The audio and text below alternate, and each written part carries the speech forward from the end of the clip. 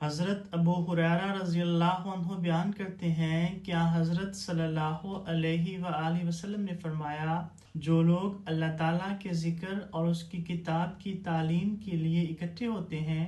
ان پر اللہ تعالیٰ کی سکینت نازل ہوتی ہے، ان کے گرد فرشتے حلقہ بنا لیتے ہیں، اللہ تعالیٰ ان کا ذکر اپنے خاص بندوں میں فرماتا ہے۔